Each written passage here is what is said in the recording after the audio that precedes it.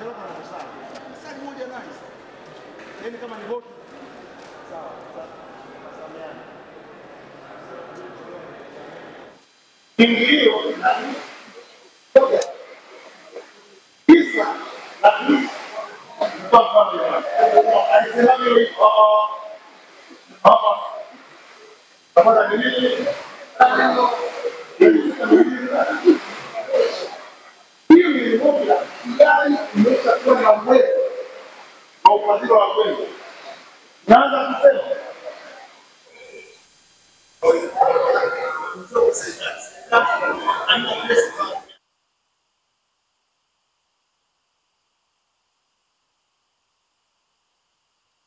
Kwa jina naitwa Ali Abedi Osman, ni katibu wa viungo vya mchuzi soko la Jumbe, na niwashukuru kwanza TAHA kuja kutupa elimu ambayo sisi wengi hatujaitambua.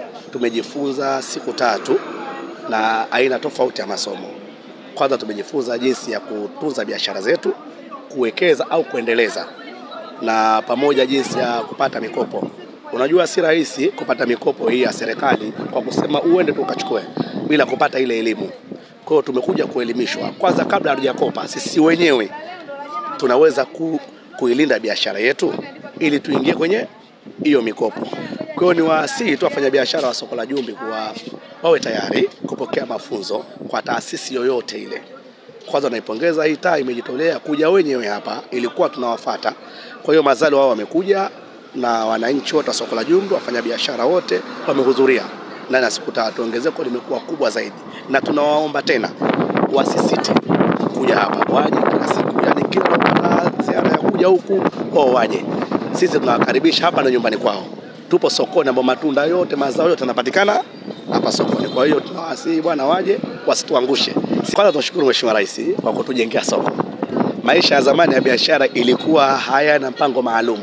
Yani ilikuwa mtu anaweka popote tu kwenye matope, kwenye maji. Yani ilikuwa sehemu ambayo kama jalala tu. Lakini sasa hivi namshukuru Mheshimiwa Rais kwa kutujengea masoko kama haya. Kwa hiyo sisi tunafanya biashara, kwanza usafi, tunasafisha, la pili sehemu salama kabisa, ambayo sehemu ambayo tunaweza kufanya biashara yetu sisi na tukapata chakula hapo hapo bila kuangalia ule uchafu sehemu nyingine. Na sisi wenyewe wafanya biashara tulitunze ile soko. Wa kulitunza ni sisi na waharibifu ni sisi. Kwa hiyo sisi tulitunze ili vizazi vyetu vije kulitumia soko hili ambalo sinafaje, ili lisije kuwa ndio kuliharibu baadaye ikawa tena kila siku miundombinu vipi mibovu. Na pia upande wa biashara sasa ni rahisi sana kwa sababu eneo liko safi. Unajua wanateja wenyewe wafaje, wanakuja kwa wepesi. Kwa hiyo hakuna matatizo yoyote. Tunashukuru uongozi wa soko pamoja na mimi nikiwemo kuwa tunasimamia salama kabisa fanya biashara. Tumeambiwa kuna makampuni ambayo yanatoa fedha, lakini tuwe na chama, mfano tuwe na SACCOS. Hilo tumelipokea, tutafanya maarifa tuwe na SACCOS yetu ili tuweze kusaidiwa na makampuni mbalimbali. Tulikuwa hatujui maana ya ruzuku ni kitu gani. Ruzuku tumejua kumbe ni pesa ambayo inaweza tolewa na benki bila kudaiwa au kuirejesha.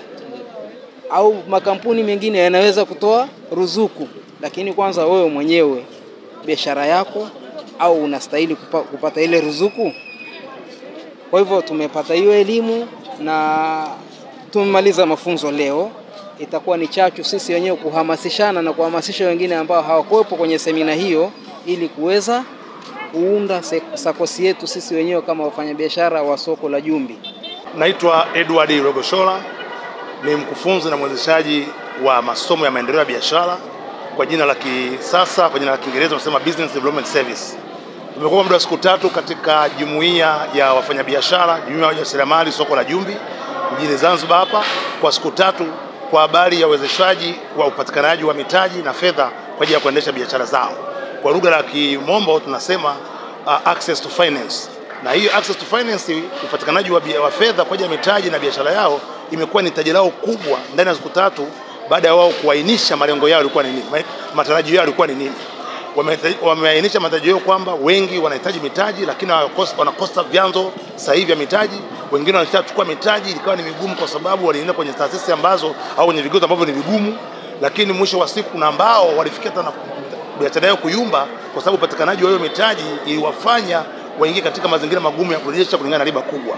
Lakini leo tumeweza kujifunza ndani ya siku 3 jinsi gani ya wao kujua vyanzo halisi vya mafunzo ya fedha, kuanzia kwenye nidhamu ya fedha, uelewa wa vyanzo mbalimbali vya fedha, misingi ya wao kuweza kunufaika na vyanzo vya fedha. Moja hapo ilikuwa ni wao kurasimisha biashara zao, maana karibia wengi hawajarasimisha.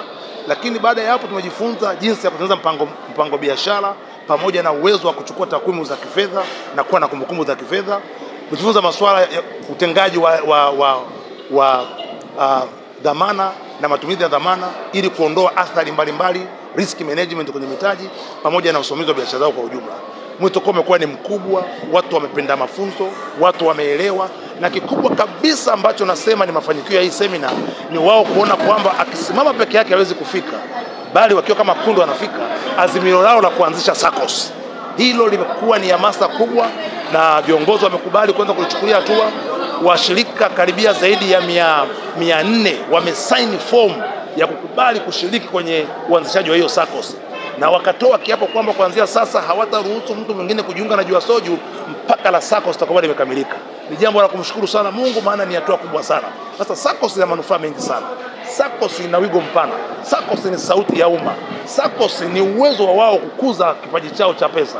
Kwa hiyo kuanzia hapo nasema kweli mafunzo yamefana, kwa sababu tumekuwa na draft za mpango biashara, tumekuwa na draft za assignment, tumekuwa na draft za vitendea kazi, na nashukuru uongozi maana umelipokea, umehimiza, tumekuwa tukianza kwa wakati, tukimaliza kwa wakati, na vile vile tumekuwa na azimio moja. Sasa kuanzia sasa ni SACCOS. Tukipata SACCOS, mitaji ya wanakikundi itakuwa, mitaji ya moja moja itakuwa, na mitaji ya jumuisho lao kama SACCOS itakuwa ni mkubwa.